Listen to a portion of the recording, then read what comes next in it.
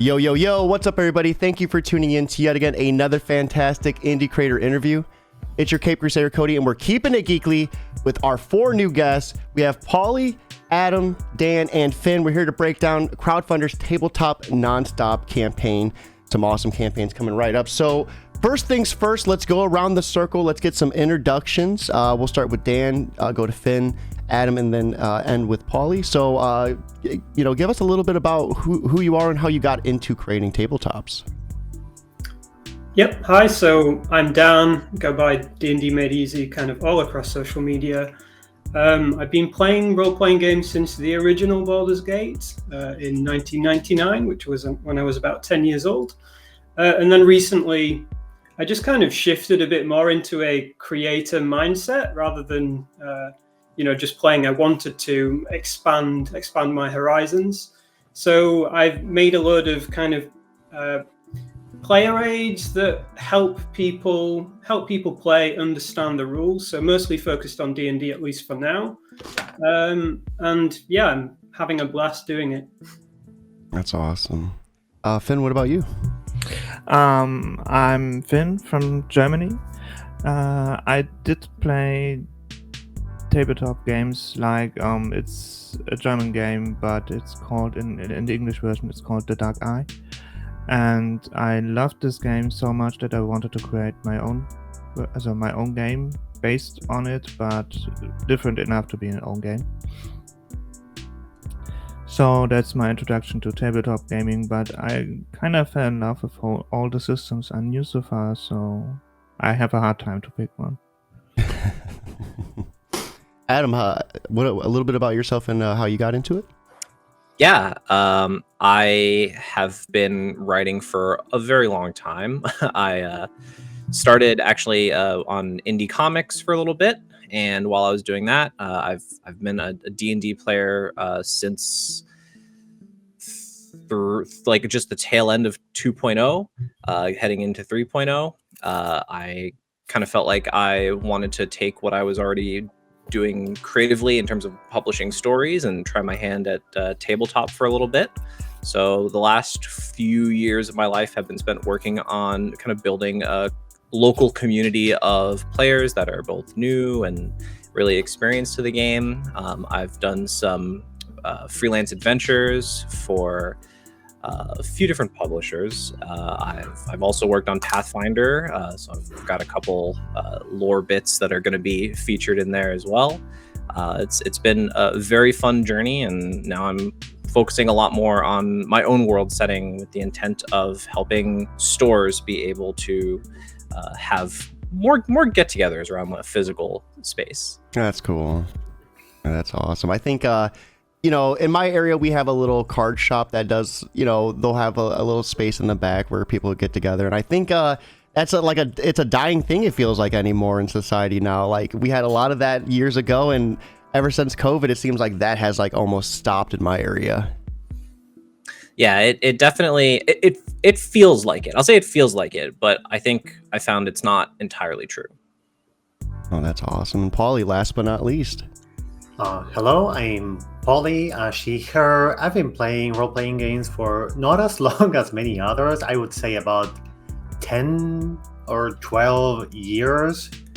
My first game was Middle-earth role-playing at a convention, which is a game that I now consider to be not great. But it did have fun, and it did hook me. I was not a very discerning player at that point. But yeah, I started writing my own role-playing games about 3 years and change ago. My very first one was kind of a joke game that I made on a whim. It's called Horse Hat Gun. I was playing a lot of Red Dead Redemption at that point. It's a good game. It is a good game, and it's inspired me a lot. So I kind of lost control of that shortly after. I got bit by the role-playing game design bug, and I started writing a lot of my own, a lot of tinier games, a lot of not a lot, a few larger games. And yeah, now I am working on my very first crowdfunding campaign. Red Dead like killed me. I'm not gonna spoil it for anyone who hasn't played it, but the ending like broke me. Like I was devastated. I was True Western. devastated. Yeah. It is a very tragic game, very melancholy, and you can see, the tragedy coming at you very slowly. Yeah. You're still not ready for it. Oh, that is so depressing. So role-playing games. I remember playing my first one actually not that long ago. I'm new to the scene as well, surprisingly, and I ended up being a psychopath in the game. Like I ended up picking the most like brutal options you could. I'm curious, for you all, what do you love the most about role-playing games? Like what about the adventure is, sucks you in? And we'll kind of just follow that path. So we'll go with Dan, Finn, and then Adam, and then Paulie. So do you mean tabletop, specifically tabletop, or just tabletop or role-playing, either or? Yeah. So it was quite a while for me where I was playing role-playing video games, but hadn't really. I think it was something like 2009 or 2010 that I started playing tabletop, and I think the common theme throughout both is that you get to be someone different and kind of explore things that you wouldn't get to explore in your normal life, and just kind of fantasy or sci-fi elements. It's just really cool space to explore. I do find nowadays I much prefer playing tabletop because the space on that, it is completely infinite. I was playing Baldur's Gate 3, a little while before this video, which is amazing, and the amount of effort that they put into plotting out different choices that you might make is brilliant. But then if you're actually in a game with a game master, it's completely infinite. It's just the imagination is your limit, and it's beautiful, just creative. I love that. I remember playing Fallout 3 when it first dropped and getting sucked into it for like 6 months straight, like beating it and then beating it with a guidebook, and that was the worst mistake of my life. It was like 6 months gone. Like I've like, there's a beard, I'm going outside, sun's blinding me, I'm like, new life. Like climbing out of a vault. Yeah. So Finn, what about role-playing games or tabletop is something that you love? Like what draws you into it? So my first role-playing game was probably Pokemon back then in my childhood. It counts, I think. I think it counts. But it is very limited and very restrictive. So when I first played the more broad games later on, that gave me more freedom. I really enjoyed that. I really loved the freedom to explore, to just go around the world and see what it has to offer. And then Fallout 4 happened, and I basically played this game like Animal Crossing, just building cities and villages and let people live there and decorate it. And then I thought to myself, I want this in all my games, so I crawled over to tabletop games, and that's how I play them. So I build communities and I build characters that are made to have fun in these communities. One of my characters had an explicit goal to get mayor of a city, but that failed, so she's now a bit off track. But I have fun doing this, just going around and socialize in these games, trying to create community, trying to create things and crafting and building. And that's how my home game actually happened too. No, I love that. And we'll be diving deeper into that as well when we pull up those campaigns. Everyone who is watching right now, I just dropped the first 2 campaigns. As the creators talking, I'm dropping their respective campaigns in the chat. Be sure to check those out. We're going to be deep diving them in just a few moments. But you can get the jump. You can get the jump on sharing that. And of course, backing it and making it happen. So Adam, what's some of your favorite things about role-playing and tabletop as well? I think I'm pretty much on the same page as Dan here when it comes to tabletop is just more fun because of the creativity. For me, it's about seeing what my players are going to do. I really enjoy coming up with kind of a landscape for them to mess around in, having a few objectives in there, and then seeing like how are they going to approach this? Because it's one, it's probably not going to be how I expect, and two, it's probably going to be really funny as they try to like not fail at whatever insane scheme they've come up with. So that's always been like the ultimate immersion for me. Like I think even when we play regular RPGs, I think we kind of create our own lore in all of these games. When Baldur's Gate's a great example because you naturally have to create your own character that you insert into the world. But I think regardless of whatever game you play, if it's an RPG, if you have an element of choice involved, you're going to attach traits to your character. You're going to give them an attitude. You're going to, everyone jokes around that in a lot of games, like fashion is the end game because that's what matters the most is how you feel in an MMO when your character is dressed a certain way, or in Dark Souls, like how your character looks with a certain weapon or stance. Like it's all about like being able to express yourself. So seeing others express themselves is always the most fun part of running games at any table. Adam, what's your Dark Souls build? We got to hear it. I am normally largest sword possible kind of guy. Booga, let's go. Yeah, I've got to go. If I'm playing, I'm going for like the berserk sort of feel, right? So like I love it. Yeah, I'm not here to cast spells. That's wimps do that. I'm not here to do that. My Elden Ring, I think I'm using I can't even remember. Godric's grafted sword and then another huge sword. I'm just dual wielding two huge great ultra swords. Just like a total like Chad. Like I love it. We're gonna have to get together and play sometime. Paulie, what about you? What about you? Are you asking my Elden Ring build, or? Oh, you do Elden Ring too. So should we just stop the stream and get on Elden Ring? Absolutely. I'm on New Game Plus doing a Malinia cosplay run, and it's very fun. And the DLC just dropped too. But we got to stop the Elden Ring talk. Let's talk. Yeah. Let's bring it back to the tabletop. So for tabletops and RPGs, what are some of the elements that you love the most? I like that so many people mentioned Fallout because the first computer RPG I played was Fallout 2 at my cousin's place. I love it. And it marked me so much. It determined so much of my tastes going forward because I have been playing some games like platformers and stuff. I was like 8 years old at this time. And then I saw Fallout 2 and I discovered that you could have a game that is just a parade of weird freaks. Nobody in Fallout 2 is even halfway normal or even helpful. But it's just so like this parade of fun, weird guys to interact with.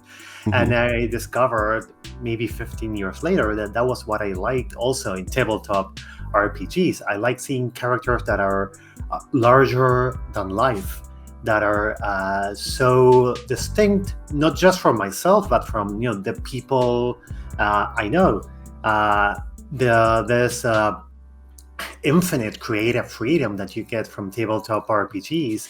To me, it is best expressed as making a weird freak of a character, somebody who you would maybe not be friends with ever, but that they are so interesting to see in play at the table, which is also a part of why I like GMing more than I like playing, because I get to make up a guy and show it to all my friends, like inflict this awful person that I just invented to a group of 4, 5, 6 people, whatever, and we all get to have fun with weird, interesting, fascinating characters that we are all excited to explore and get to know. Some computer RPGs are very good at that. I've been playing a lot of Rogue Trader, and everybody there is also like a piece of shit.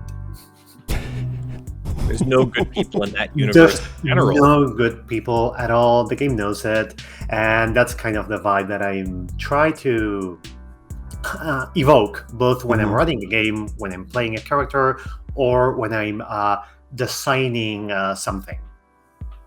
So let's kind of open the floor up a little bit. And for creators that this applies to, with having like an infinite like thing you could do with your game, is there ever like an issue, I guess, containing that and making and still keeping that on a storyline? Like because I feel like creating something like that and giving such a choice and free will, it just feels like you could just do everything, and it just like it makes my brain just.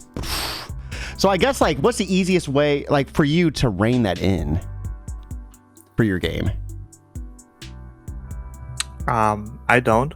I actually encourage people to go off their way as much as they can. So the game explicitly states at the first page, basically not the first, but one of the first pages, that the players decide what they want to do, and the game master basically just has to throw his hands and deal with it. Well, when I'm designing, I do have to rein myself in. It does help that the kind of design that I usually go for is a more, let's say, narrative focus, very inspired by PBTA games and the like. So it's a kind of play that is very, not narrow, but very heavily directed. Like it's trying to evoke a very specific feel at the table, or trying to emulate a specific, let's say, genre of fiction.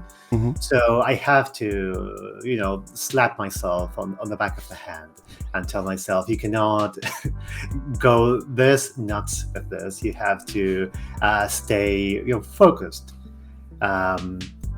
You have to trust that people will take your game and they will make something impossibly cool that you will never have thought of yourself, even if you give them, very strong direction and constraints. I do believe that constraints do breed creativity.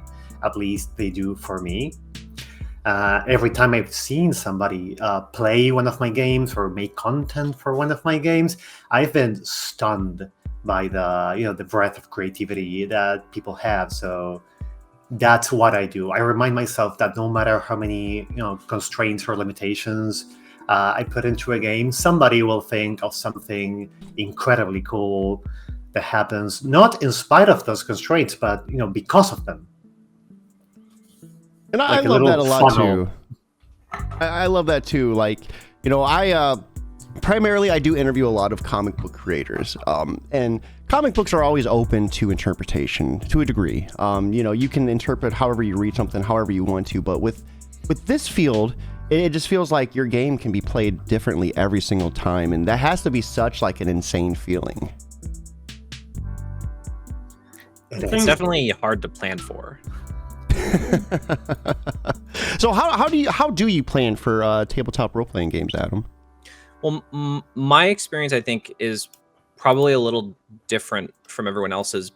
In my home games, anything goes. I don't really care. We're there to have fun. But for Teldramir specifically, it's a world setting that was designed to give new players a foot in the door that felt like it would be on even playing field in terms of lore. They didn't have to memorize like 40 years of another franchise's lore. They didn't need to memorize all the weird gods and tidbits of other places. So you actually get this weird middle ground of the players that are afraid to contribute too much because they don't understand where the line is in a tabletop game. And then you have all these players that are older and experienced who just come in with biases that aren't necessarily applicable.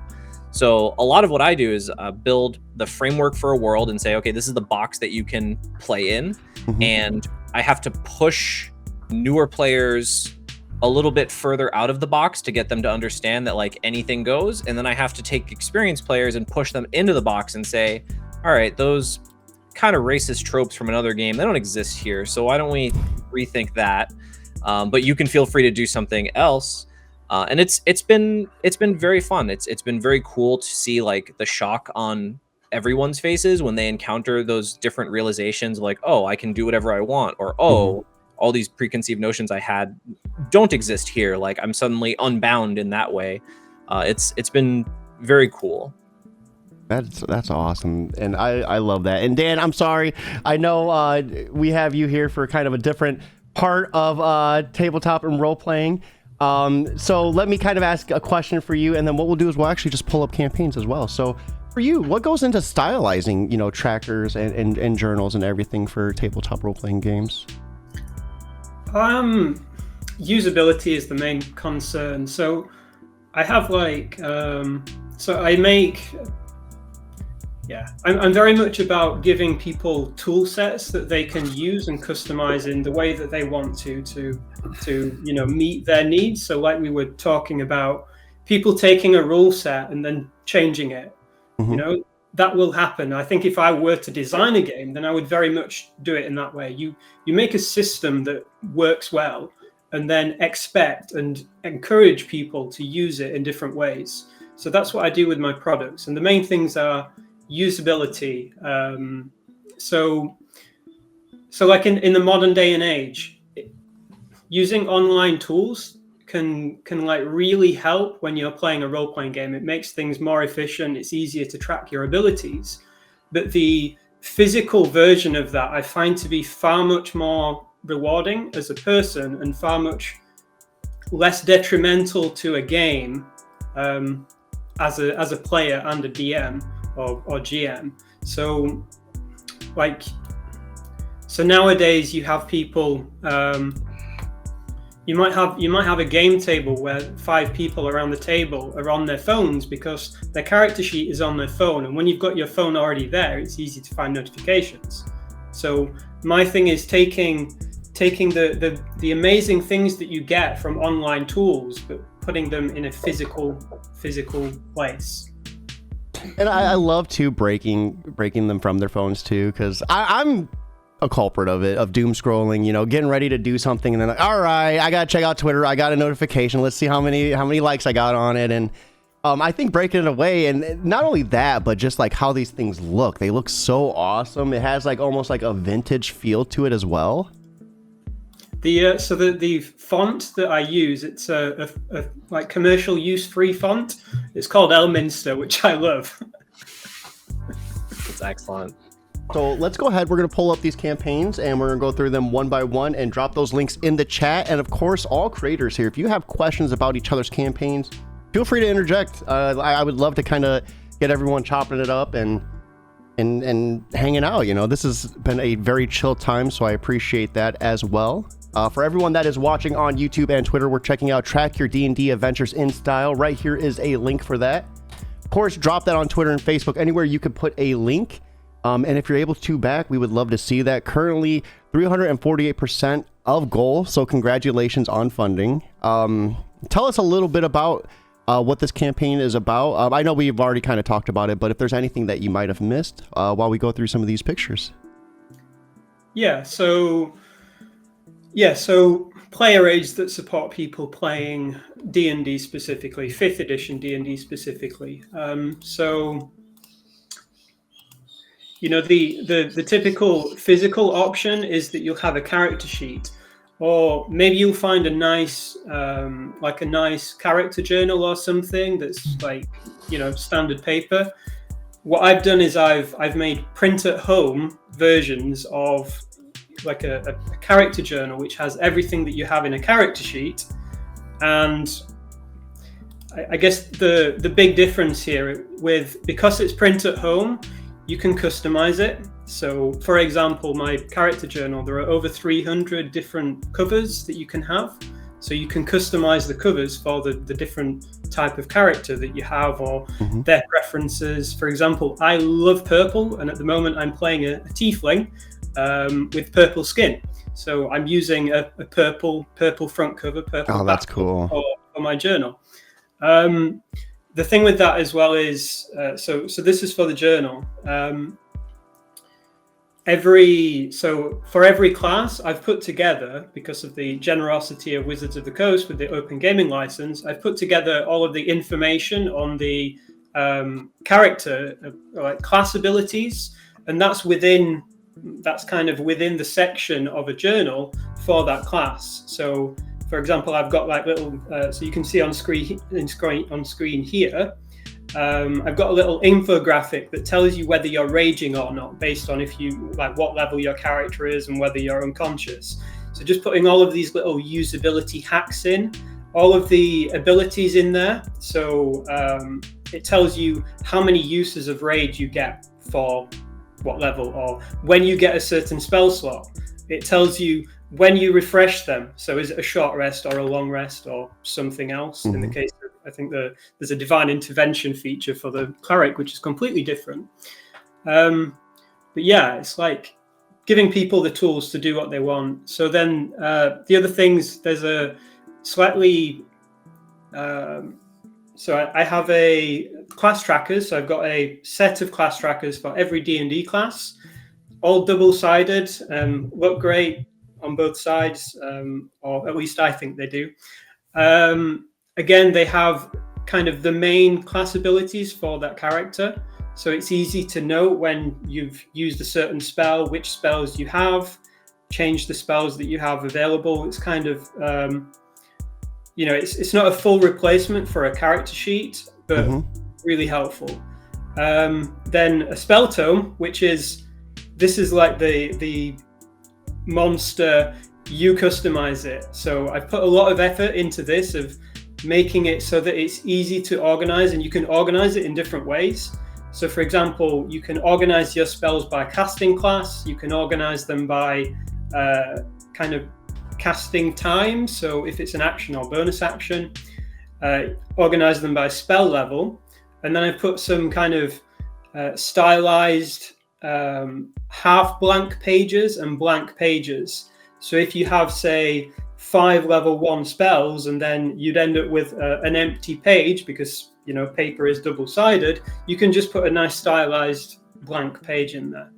So yeah, I make tools that people can use to do cool stuff, and I love to see it when people do that stuff. I really love the tabs indicating like what part of the journal you're going to. I think those are really cool and stylized. I'm a sucker for how pretty this thing looks. This thing looks gorgeous.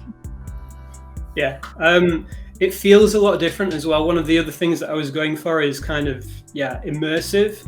So if you're playing with your phone, not only are you distracted from the game, but you're kind of breaking the fourth wall.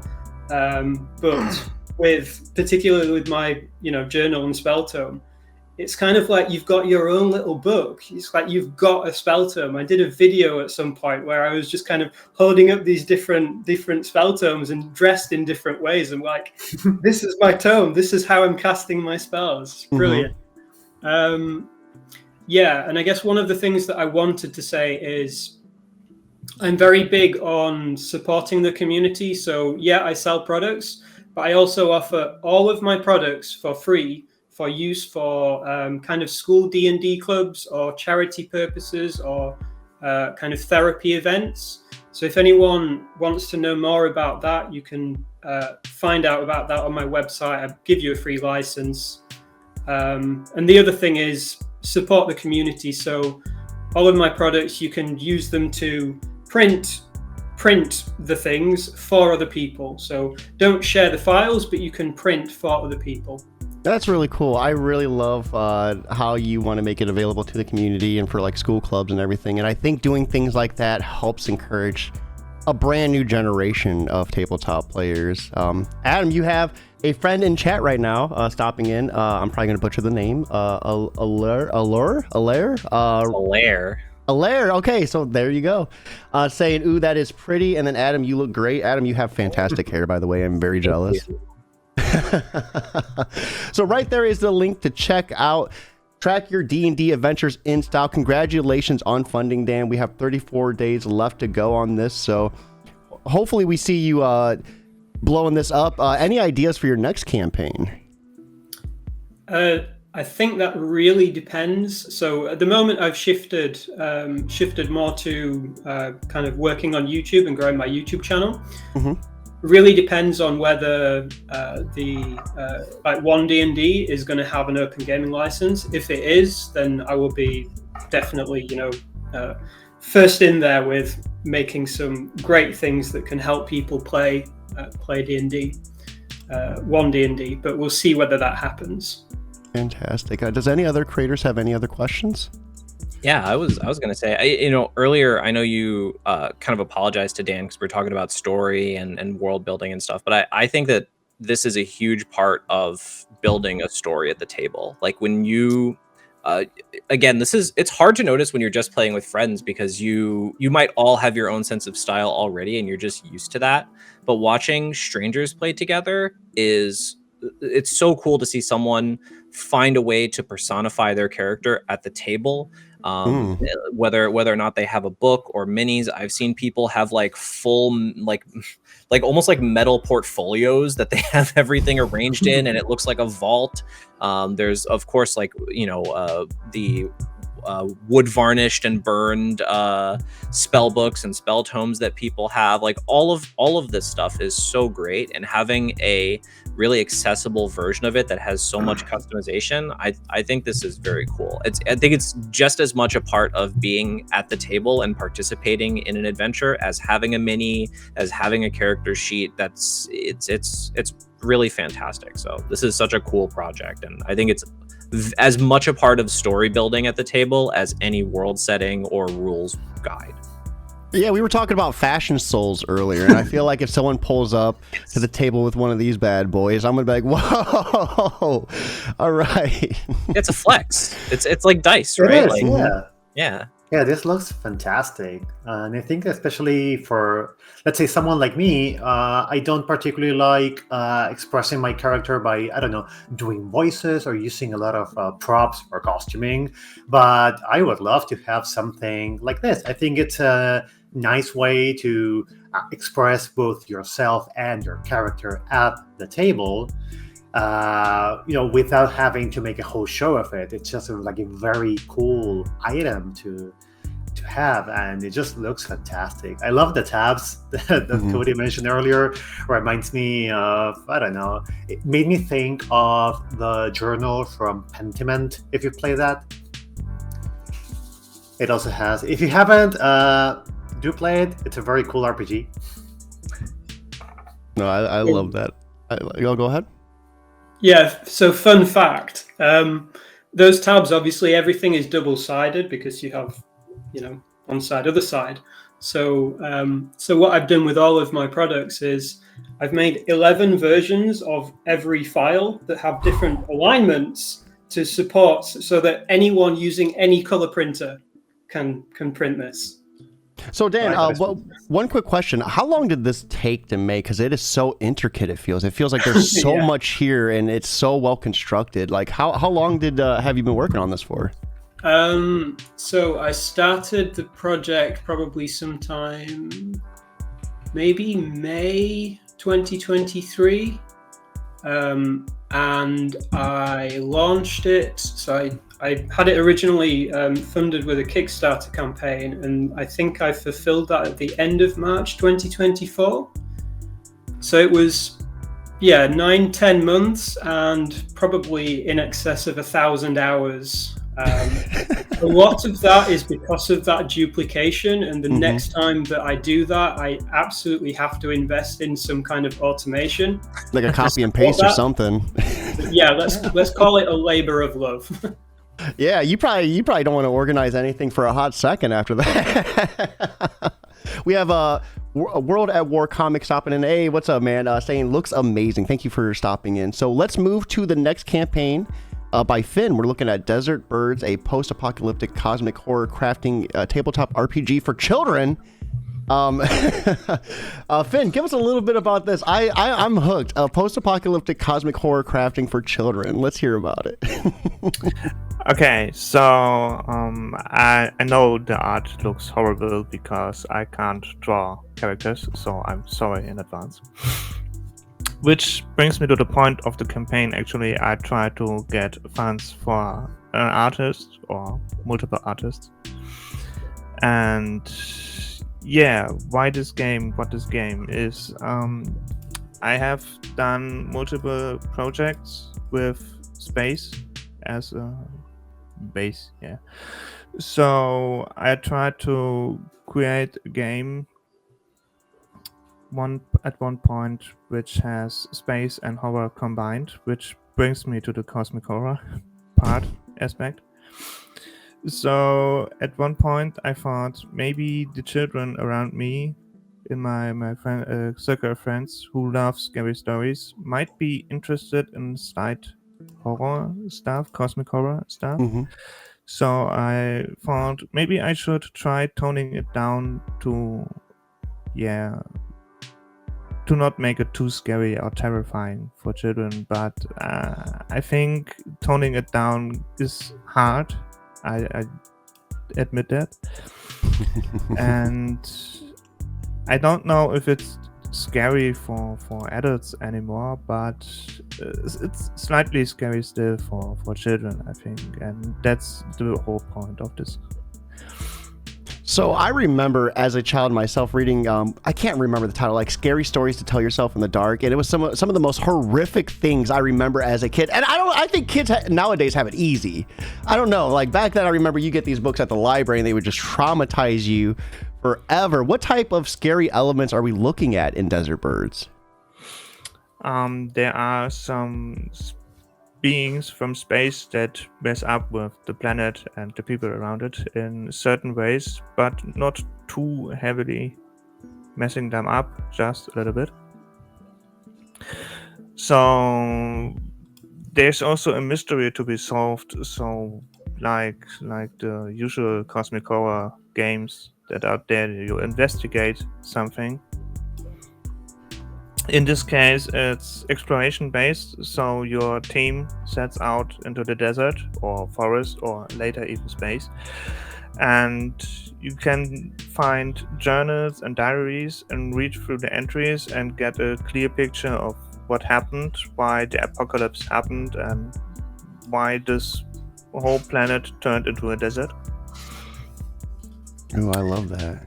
And you get from the first few entries, you get a sense of something otherworldly happened, and maybe that poor innocent child sleeping in the middle of your village isn't a poor innocent child sleeping in the middle of your village.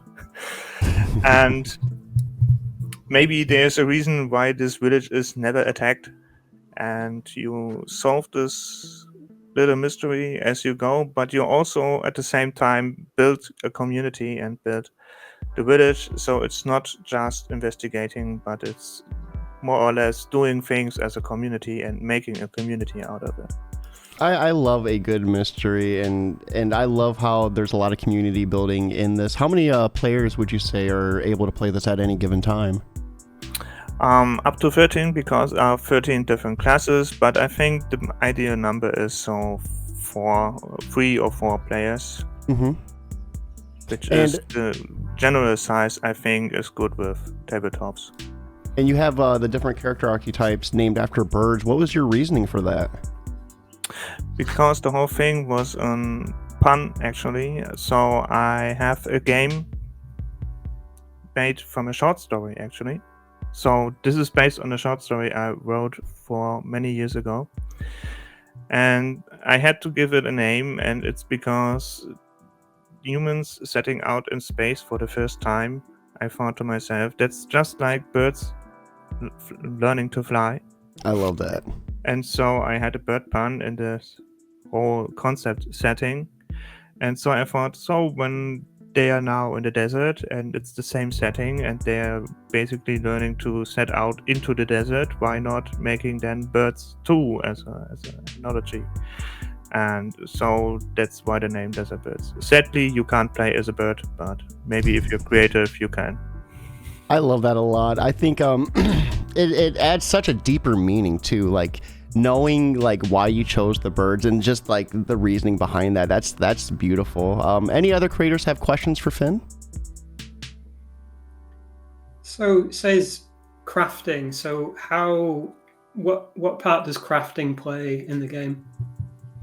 So you're building the village in this whole thing, and village need materials to build, not just wood or stone that you break on your explorations, but when you have the metal, you make nails or tools that you can craft, and the materials you find or you buy from traders that come to the village sometimes. They have certain properties, and if you use these properties to make your tools or your nails or whatever, you can make the things you build with this better, the things you craft with this better, and you get a better village out of it. So the crafting is pretty much an essential part. Love that. Is there an age that's like preferable for your like working with kids?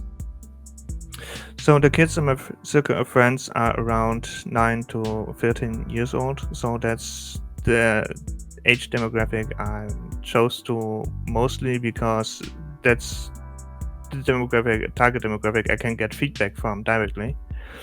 But I'm trying to do this at friendly for younger kids as well, because I worked in a kindergarten a few years ago, and they too love scary stories, but maybe they might be too young to do this in depth. So I keep it friendly for them, but I'm not sure they can actually play this. I think that's really cool, though, like bridging the gap for the younger audience to get into this type of environment, and shaping their path. You could be creating like whole armies of tabletop role players in the near future with this. I love it.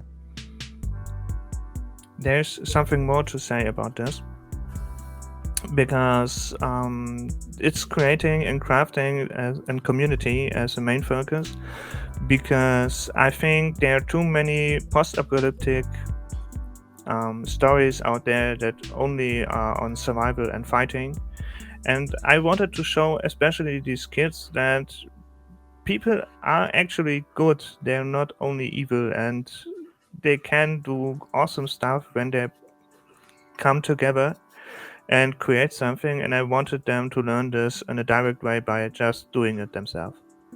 I love that. And for everyone watching, right there is the link to check that out. Let's move on to the next campaign. Adam, we'll let you go ahead and take the wheel on this. Tell us a little bit about this. Congratulations on funding as well, 139% overfunded, so congratulations on that. Thank you. Yeah, Teldramir is a unique world setting for 5th edition D&D, and it was designed pretty explicitly to get new players to the table, but also with plenty of stuff for old veterans, those salty D&D nerds who try to tell you how things go, like kind of me sometimes. So the idea behind it is a small part of a larger world that was devastated by this apocalypse long ago. There's a little bit of lore for the players who kind of want to know what's going on in the world today, but the long and short of it is there's one city that is presumably left in the world. It's taken a long time for this city to recover, and they've just hit this age of exploration where people can go out and actually see what's out there, if anyone else is out there, or to settle and make their own homes. It's designed off of a style of campaign called West Marches, which is kind of in the past, a very military/political type of tabletop, where you get strangers presumably in loose groups together. You sit down, you play a game, and then whatever happens impacts the world as a whole. I've taken a lot of that structure and made it a little bit kinder for players that don't have a commitment multiple times a month. We've broken it down so that there is both a core narrative to the world and also side quests, and we've built a world, me and a group of a couple other GMs, that just encourages people to get together and have fun. So the campaign is broken into a couple different resources. One is the typical world guide that has all of the classes, weapons, bestiaries, lore, spells, all kinds of unique stuff for people to have fun with. I tried really hard to balance all of those to give people a really fresh perspective on the game as well. Mm-hmm. It's not so much like every class is a power fantasy, as much as I noticed a lot of my friends wanted to play a ranger, and their idea of a ranger was a healer. So we created a healing variant for the ranger. We wanted to find different ways to get people that wanted a specific fantasy but without making something that felt overtuned and way too strong for a GM to handle. Then I'm releasing with the World Guide for free a guide on how to run open play games. So it's the way that I've been running sessions in my local store. It's how to organize. I have a local community of around 40-ish players that rotate in and out. Wow. I will see half of those players regularly, and I'll see the other half intermittently, but they all have characters. Some people have multiple characters that all have stories. So keeping track of it all is kind of a pain. And I really want people to be able to, even if you don't care about Teldramir, even if you don't want to do what my world has in it, I want more stores to be able to offer open play in a flexible way. So this is how I do it. It's got all of the information and how I approach building quests, how I approach plot lines, how I organize groups, and tips on how to deal with players that may be more difficult or players that may be shyer. A bunch of resources in terms of organizing games and sessions. So that's just going to be there for free. And the last thing, which I'm currently working on the stretch goal right now, is the adventure guide, which I've been running adventures in this world for 2.5 years now. I have a whole bunch. They're just sitting there. So what I'd like to do is kind of bundle all of them together. And for people who want to adventure in this world but don't have the time to make their own adventures, or who don't want to create a story for themselves, I'm happy to share everything that I've done so far. I need to clean it up a little bit. I need to add some features like maps, because I do all of my games in person, so I have terrain for a lot of what I'm designing. But the heart of it is pretty much all in place. All of the art in this book, I have been I do paid sessions, so people come to pay to play in Teldramir, which is why I'm really confident in its success. And all of the money I've made from it has gone into this book. All of the art has been purchased or given or gifted or featured from various artists who are kind of within the community. Some of them are friends, some of them are fellow comic book illustrators from my indie comic side. You got a Fellhound piece in here? I don't have a Fellhound piece in there. I know I should have asked. She's so busy though. Yeah.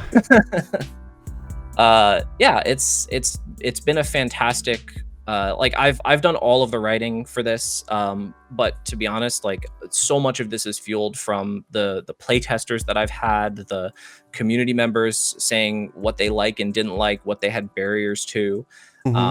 You're going through my two other kind of core team members right now. Hunter is my editor. He's a friend of mine, and he also has a huge passion for tabletop. And Isabella, who's the artist, who's done 2 of the covers and a lot of the character and class art. I gotta know your cat's name. What's your cat's name? I love that's this cat. my partner's cat. That's Zara. Zara is adorable and sleeping right now. Otherwise, she'd be meowing and slamming all over the place. I love it. I'd get my cat. My cat's like 15 pounds. He's happy to pick up. Yeah, so is mine. She's that black spot here. That's the cat. The void. Oh, I love it. So these illustrations are just so gorgeous in this. Holy crap. I'm very lucky to know a lot of talented people that have wanted to help, and to also I've made a lot of friends just reaching out to different creators and artists, and a big part of this process has been giving general descriptions and then telling the artist like go crazy from there, because I really want this to be a world setting and a book that is for the community and in a lot of ways like by the community. I want to see their interpretation of this world that is supposed to be kind of a blank slate. So everything there has been given I want to say a little minimal art direction, with a lot of emphasis on like pushing the designs as far as possible. So you're already funded. Give us a little bit about this stretch goal then.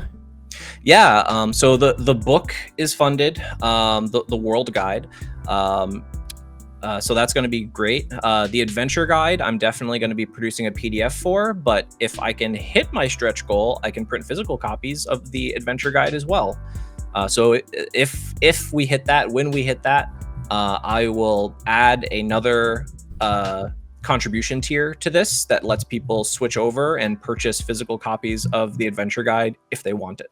That's cool. That is awesome. So, I mean, it feels like there's just so much work and effort that goes into this. How long have you been working on it for, would you say? This has been a project for at least 3 years. It started a lot smaller, and it started pre-COVID. And when COVID hit, a big part of my focus was trying to see if there was a way to make sure that when my local game store that I really like reopened, that I was able to maybe promote in a safe space a return to table play.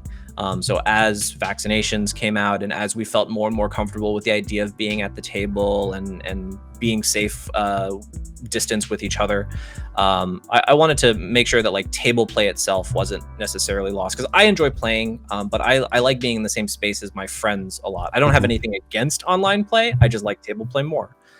So that was a big part of it, and through that, there were a lot of questions of will a stranger like the way I run a game, and in order to make sure that happens, what do I need to consider? And building the lore for Teldramir was just constantly wrapped around that question, like what's hard for new players to understand, what bits of information do new players really want or really need.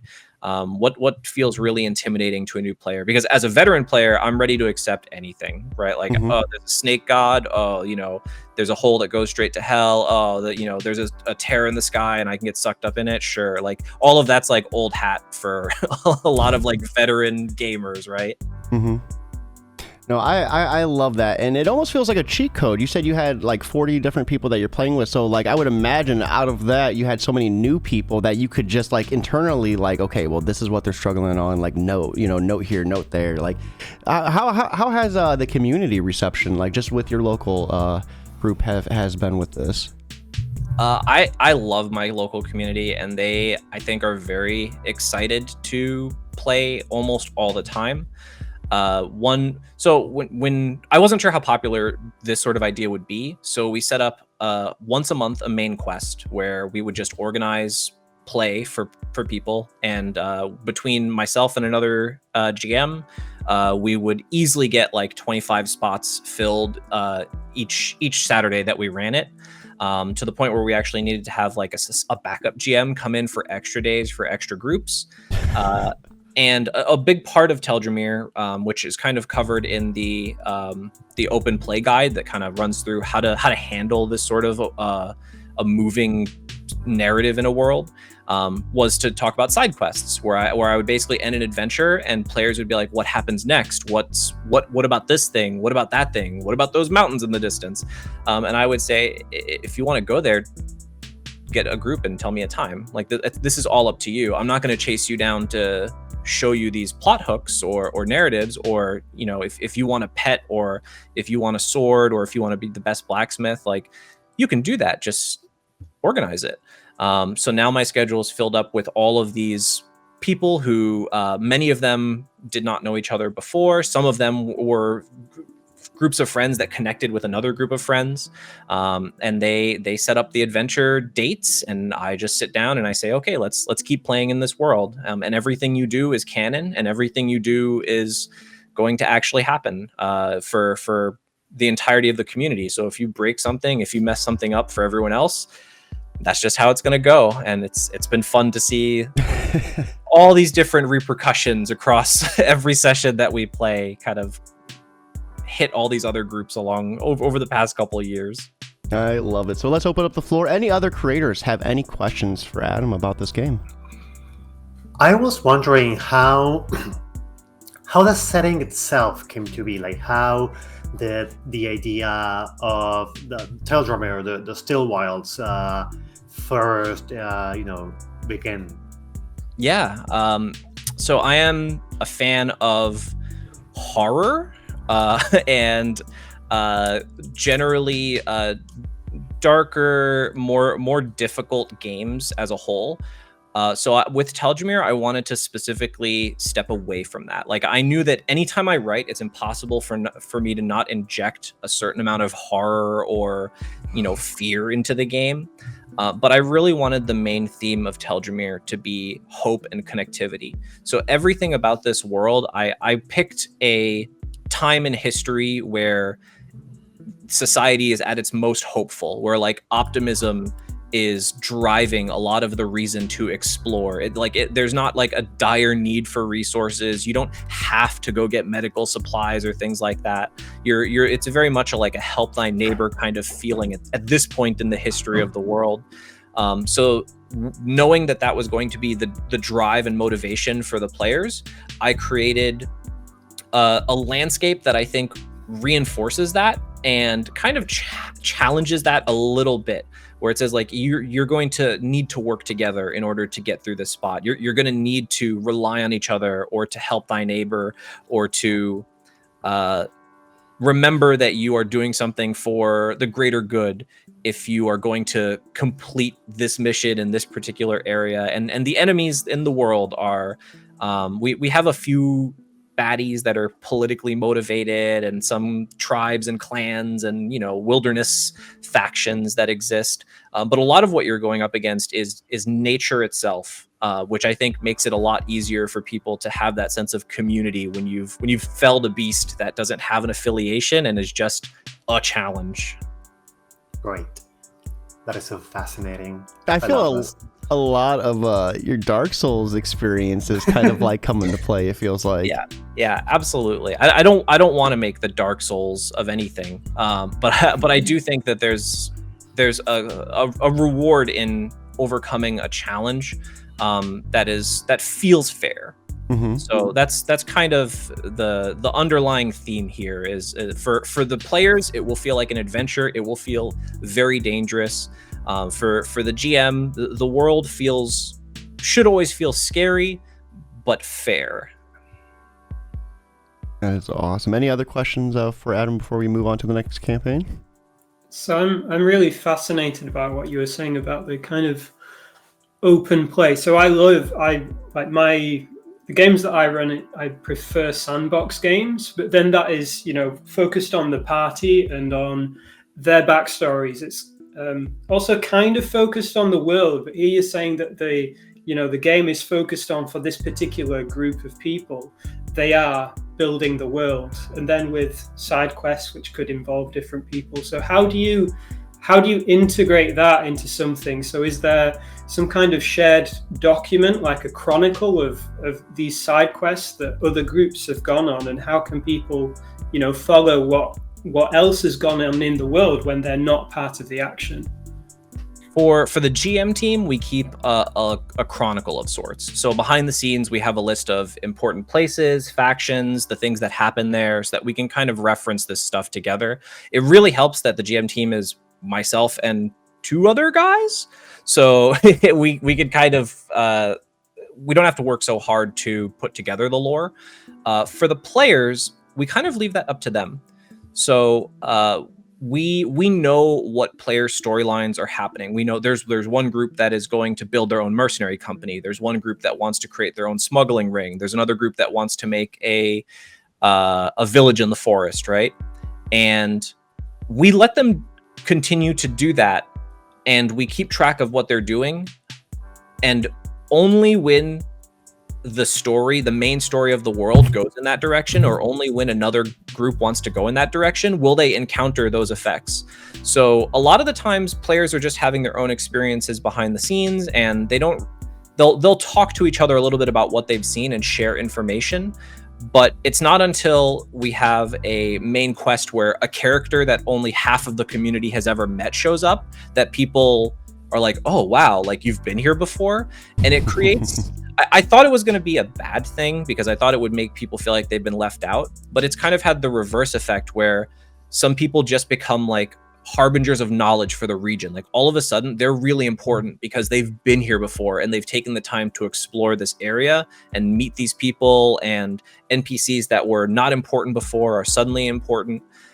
It's it felt very isolating to do these games individually, but once you start running enough of them and you start weaving what these individual games are contributing into the main narrative, people feel so important when it's their time to know something or bring something to the table.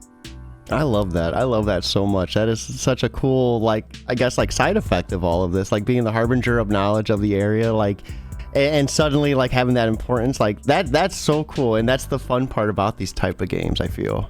Yeah, we have players that sell maps. They ask specifically, can I make maps of the area and sell them to local vendors? And it's like, yeah, you absolutely can. And we just don't tell them that crime lords buy the maps occasionally too, or like a main rival will purchase a map as well, right? Like we don't let them know that until it's too late. No, that is cool. So let's go ahead. We're gonna move to the last campaign.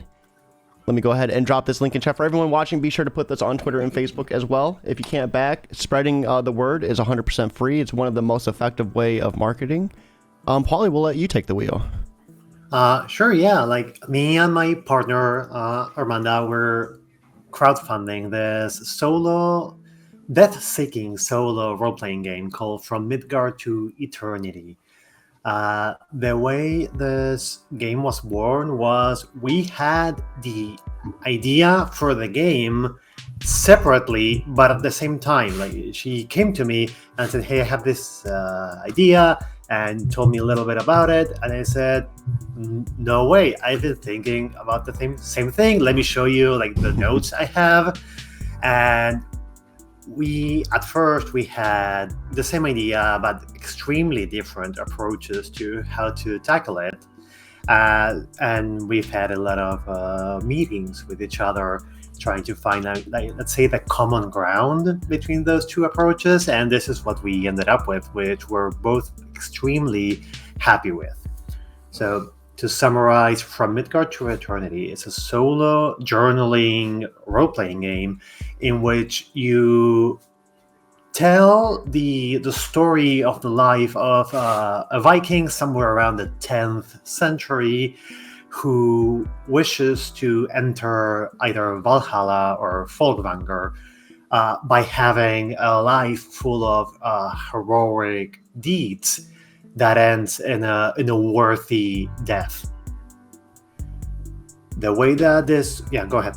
I was gonna say that I just love that concept in itself. Like just the Vikings in general, like how they want to die in the battle. Like I don't know, like for me, like I'm cool with like just like dying in my sleep or something nice, gentle.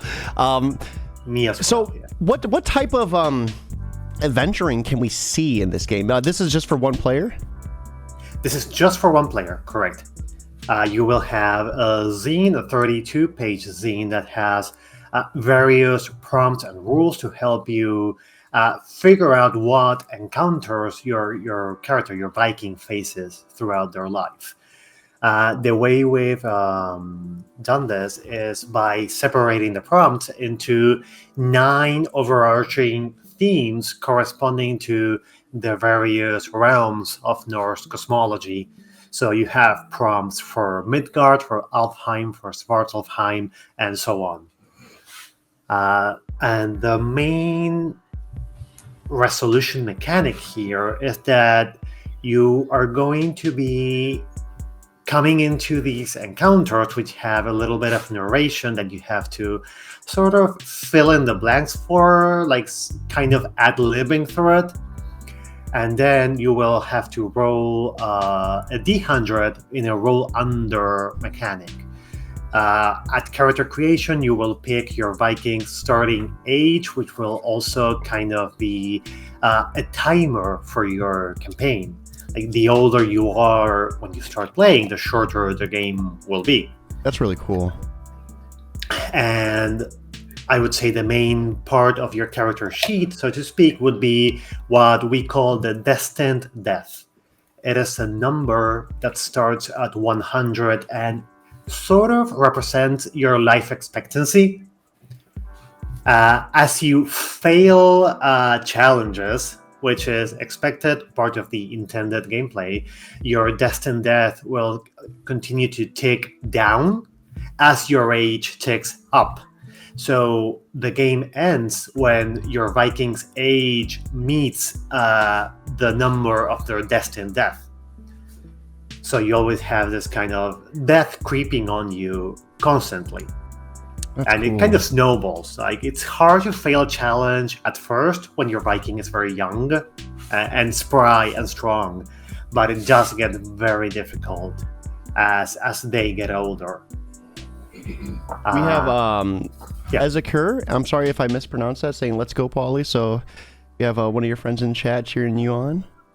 I'm really loving the concept of like the age you pick dictates how long the game goes on. I don't know, and I'm not very well versed in a lot of role-playing games or tabletops, but that's kind of the first time I've ever heard of something like that. Some games do have like age mechanics. Like, for instance, if you play, Mouse Guard, the role-playing game based on the comic books, you pick your mouse's starting age.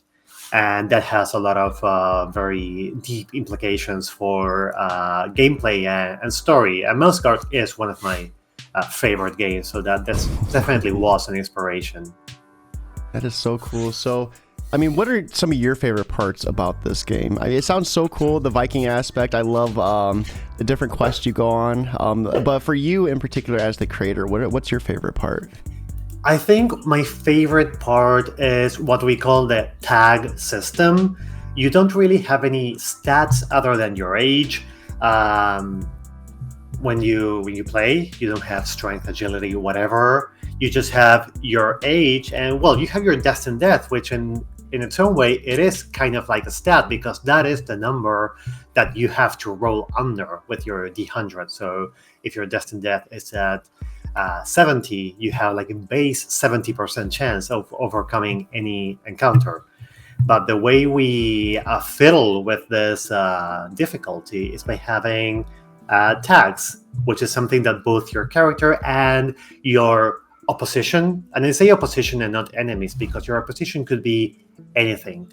It could be a monster you're trying to slay, but also could be runes you're trying to decipher, a maze you're trying to get through, a mountain you're trying to scale. Could be any kind of thing. This is very inspired by John Harper's Aegon, another of my favorite games.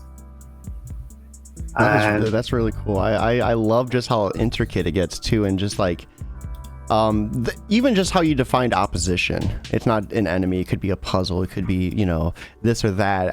It just seems like this world is just insane. How long, like, let's say you pick like the youngest age, like, and things go well for your character, how long can a player expect this game to last? Well, it does depend a lot on how intricate and elaborate you want to make your journaling. You could just write, tiny little notes that give you the overall summary of what happened to them on this encounter, or they could write an entire saga for each encounter if they wanted. We are tuning the difficulty and balance, so to speak, but I am hoping it takes at least like a few dozen encounters to meet your doom. Okay. But obviously this happens. This changes depending on how well you're doing, and also what choices you make. There's more challenging encounters, there's less challenging encounters, and you also have a choice to make when you're moving between the realms, which is something that is very inspired by the way the Rainbow Bridge works in the newer God of War games, where you just pick where to go. And every time in this game that you move through the realms, you become older. Like, it always takes at least a year of your life between one encounter and the next, but it could be longer. I love that, and I love that you brought up God of War too, because when you mentioned the different Heims, I'm like, I feel like I'm right back in it. Yeah, that was a big inspiration. We both loved the game and the sequel. This is also very inspired by the Banner Saga, a much smaller indie game that has a very strong narrative hook that also deals with Viking-ish stuff. I did want to circle around to what we call the tags. so that as you play, you're going to be earning and, let's say, spending what we call tags, which are descriptions of boons, traits, learned skills, companions, and even like experiences that your character has. And they can leverage these tags to help them in their journey. We've categorized them into 4 distinct categories based on the 4 component parts of the soul in Norse cosmology, which are form, mind, direction, and luck. Hammer, Hugur, Filgia, and Halmingia in the original language. Wow. I just the fact that you said that so well, I'm impressed. Like, that's awesome. Well, I do not speak the language, but I do try to do a good job pronouncing stuff. Yeah, backstage, I was telling everyone, like, hey, I might interview a lot. Pronunciations are my weakest suit, and like that would have took me years to even try to come up. So on top of your tags, your position has tags that are also corresponding to these 4 elements. And the way it works is a sort of rock, paper, scissors kind of thing, where, for instance, form type tags let you cancel out a mind type tag that your opposition has, and mind cancels out direction cancels out luck, and so on. So when you do that, when you use your, let's say, your direction tag to cancel out your opposition's luck tag, this is the game asking you to narrate what that looks like.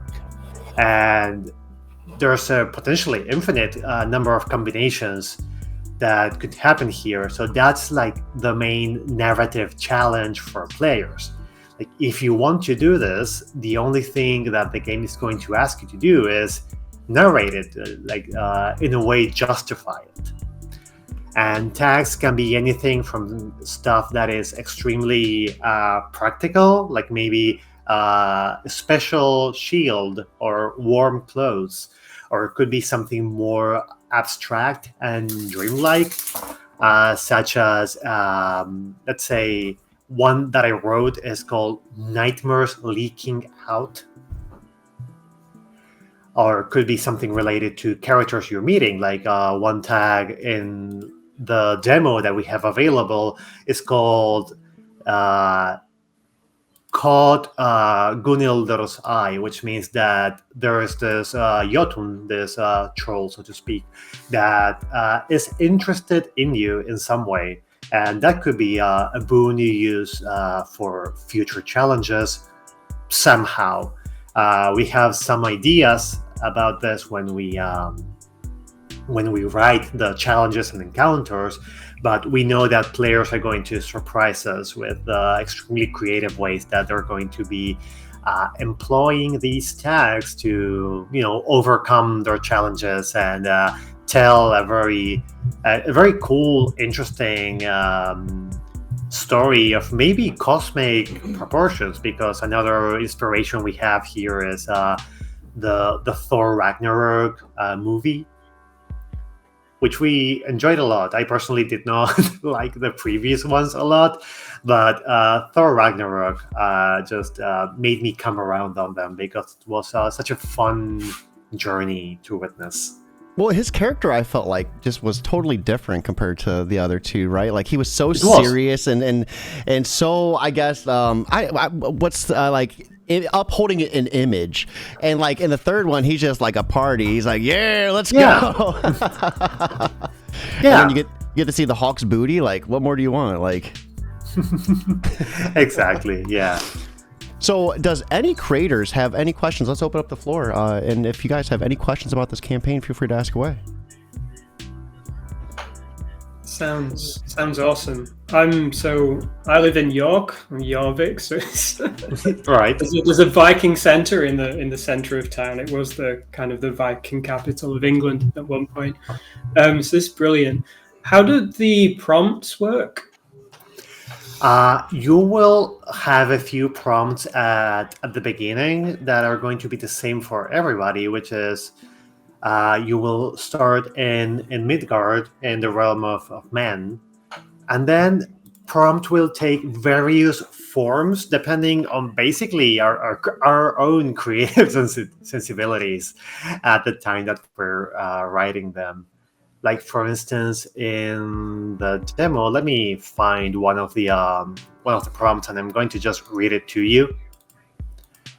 It says, "You share fire with the Jotun Sutungur.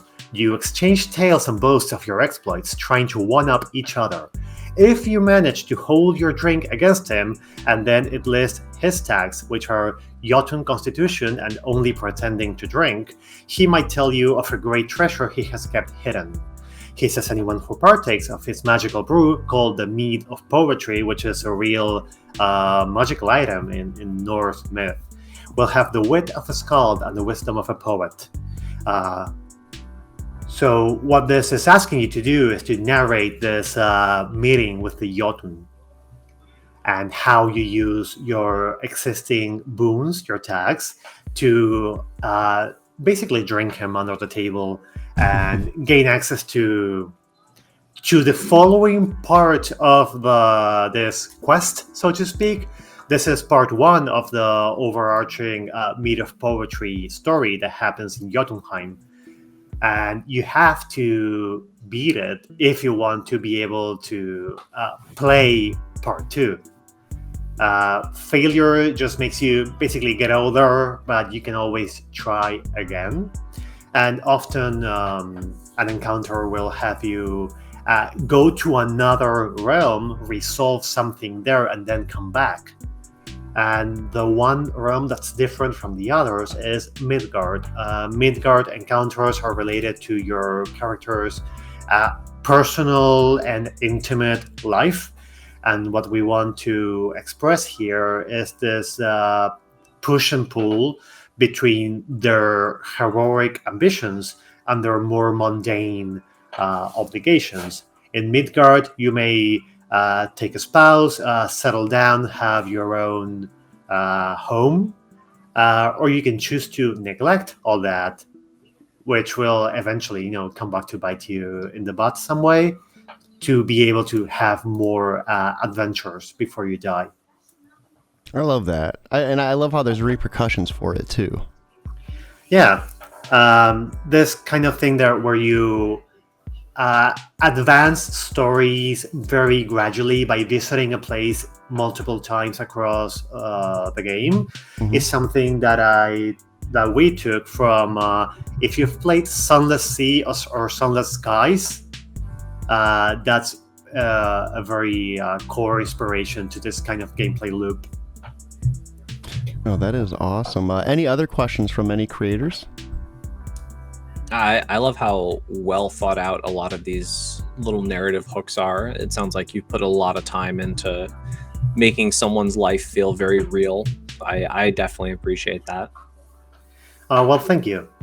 And yeah, it's something that writing a prompt is hard because the way we've structured it, we cannot make prompts that are very vague or open-ended. Like, we have to make something that has an actual kind of a plot in a way. Like I mentioned earlier, like constraints, like something narrow that has a very specific direction. And but also in a way that isn't pigeonholing characters or railroading players. Like the main beats are maybe going to be the same, but the way they are resolved are going to change a lot. And more advanced prompts, like prompts 2 or 3 or 4 of every little story, is going to account for the possibility of having made different choices in previous steps. Oh, that's so cool. I love that. So for everyone watching, we dropped those links in chat. Be sure to check them out. Be sure to back if you can. But if you can't, putting it on Facebook and Twitter, anywhere you can drop a link is 100% free. Word of mouth costs you nothing. And these are all awesome campaigns. So we are going to get ready to wrap up. It's been almost an hour and a half. This is probably the longest show I've done in like half a year at least, if not longer. So thank you all for that opportunity to kind of just shake it off and get back into it.